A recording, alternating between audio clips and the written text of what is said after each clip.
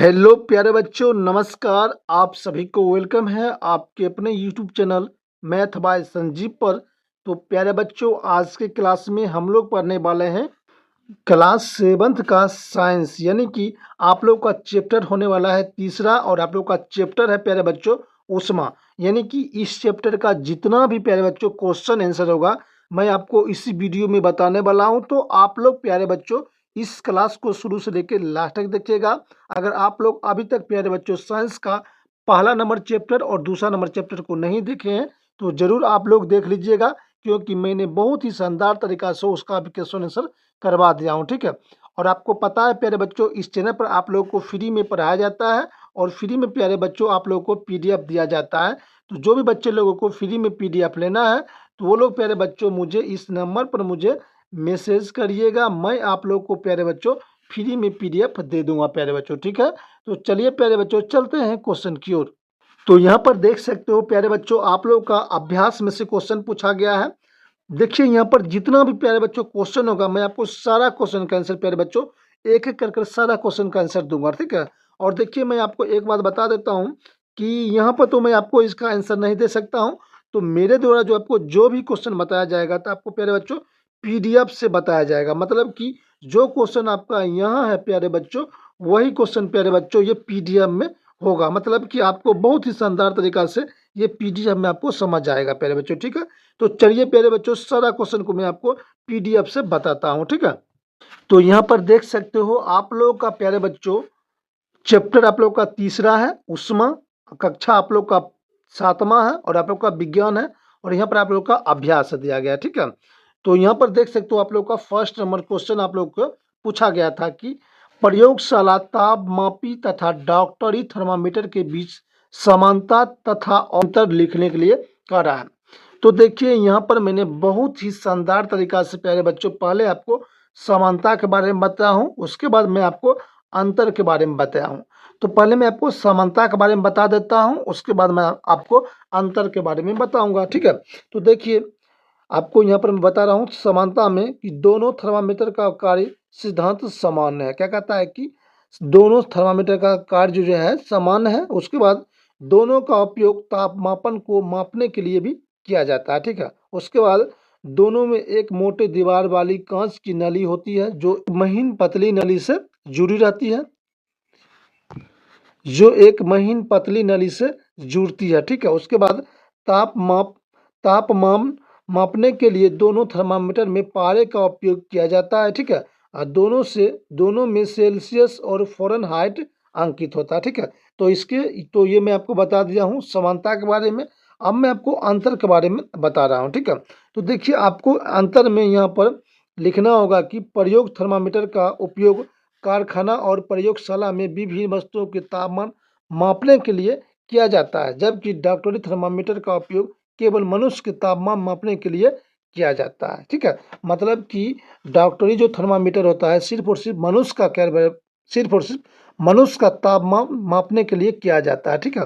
उसके बाद आमतौर पर प्रयोगशाला थर्मामीटर में तापमान 10 डिग्री सेल्सियस से 110 डिग्री सेल्सियस तक होती है, जबकि डॉक्टरी थर्मामीटर में तापमान 35 डिग्री से 42 डिग्री सेल्सियस तक होती है। मतलब कि यहाँ पर कह रहा है कि प्रयोगशाला जो थर्मामीटर होता है उसका -10 डिग्री सेल्सियस से 110 डिग्री सेल्सियस तक होता है, और जो डॉक्टरी पास होता है जो डॉक्टर के पास होता है उसको 35 डिग्री सेल्सियस से 42 डिग्री तक ही उसको हम तापमान को माप सकते हैं, ठीक है। उसके बाद आमतौर पर प्रयोगशाला थर्मामीटर में कोई अवरोध नहीं होता है, जबकि डॉक्टरी थर्मामीटर में परा बल्ब के पास छोटा अवरोध होता है, ठीक है।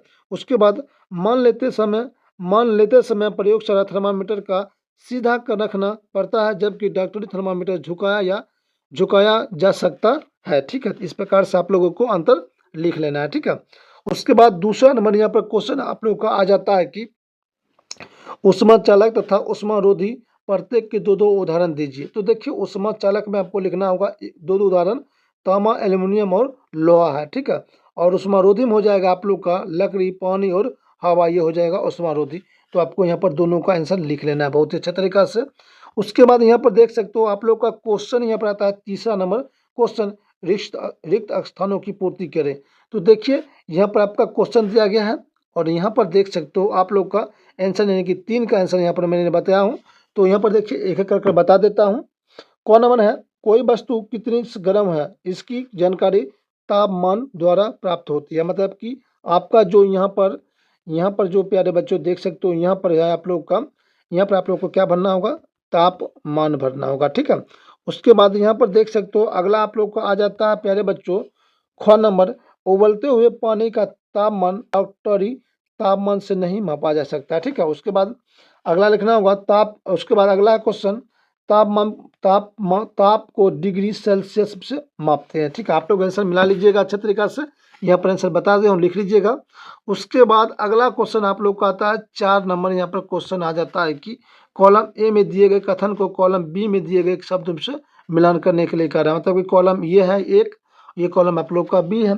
तो देखिए मैं जिस प्रकार बता रहा हूँ आप लोग इसको मिला लीजिएगा। यहाँ पर देखिएगा उत्तर में मैंने भी बताया हूँ, पहले मैं आपको यहाँ पर बता देता हूँ। देखिए आप लोग का क का आप लोग का हो जाएगा, कितना हो जाएगा, 4 हो जाएगा। उसके बाद ख का आप लोग का हो जाएगा 3 हो जाएगा। ठीक है, उसके बाद 3 का ग का हो जाएगा आप लोग का 2 हो जाएगा। और उसके बाद घ का हो जाएगा पहला हो जाएगा। ठीक है, तो इस प्रकार से आप लोग को मिलान कर लेना होगा। ठीक है, यहाँ पर देखिए मैंने ऑलरेडी आप लोग को आंसर लिख दिया हूँ, आप लोग अच्छे तरीके से मिला लीजिएगा। ठीक है, उसके बाद अगला क्वेश्चन आता है आप लोग का क्वेश्चन नंबर यहाँ पर आता है 5वां नंबर क्वेश्चन आता है कि सर्दियों में एक मोटा वस्त्र पहनने की तुलना में उसे मोटाई का कई परतों को बना वस्त्र अधिक उष्णता क्यों प्रदान करता है, व्याख्या करने के लिए कह रहा है। तो देखिए आप लोग को आंसर में लिखना होगा कपड़े की परतों के बीच हवा फंस जाती है, वायु ऊष्मारोधी का कार्य करती है, यह परत हमारे शरीर को गर्म रखने को आसपास के वातावरण में जाने में रोकती है। पतले परत अधिक हवा को फंसा देगी और परिणाम स्वरूप शरीर के गर्मी वातावरण में जाने की संभावना कम होगी। इसलिए सर्दियों में एक मोटा वस्त्र पहनने की तुलना में उसे मोटाई की कई परतों की बना वस्त्र अधिक उष्णता प्रदान करती है। ठीक है, तो इस प्रकार से लिख लीजिएगा। उसके बाद अगला क्वेश्चन आप लोग का आता है 6ठा नंबर क्वेश्चन आता है क्या, चित्र संख्या आप लोग दिया गया है कि 4.13 को देखिए, अंकित कीजिए कि यह कहाँ चालन संबंध तथा विकर्ण द्वारा उष्मा स्थानांतरण करती रही है। ठीक है, तो यहाँ पर देख सकते हो आप लोग का क्वेश्चन दिया गया है, आप लोग का आंसर इस प्रकार से बता दिया हूँ। मतलब कि आप लोग को ये लिखना होगा, विकर्ण लिखना होगा, चालन लिखना होगा। ठीक है, और यहाँ पर संवहन। ठीक है, इस प्रकार से आप लोग को इसको लिख लेना प्यारे बच्चों। ठीक है, उसके बाद आप लोग का यहाँ पर आता है 7वां नंबर क्वेश्चन यहाँ पर आ जाता है क्या कि गर्म जलवायु के स्थानों पर यह परामर्श दिया जाता है कि घरों की बाहरी दीवार पर श्वेत सफेद पेंट किया जाए, व्याख्या कीजिए। तो देखिए क्या गर्म जलवायु के स्थानों में यह सलाह इसलिए दी जाती है कि क्योंकि सफेद रंग उस पर पड़ने वाले अधिकांश गर्म को परिवर्तित कर देती है, अर्थात हम यह कह सकते हैं सफेद रंग कम मात्रा में गर्मी को अवशोषित करता है, इसलिए घर के अंदर का तापमान बहुत अधिक ना हो बढ़ती है। ठीक है, इस प्रकार से आप लोग को लिख लेना होगा। उसके बाद 8वां नंबर क्वेश्चन है आप लोग का, समझिएगा।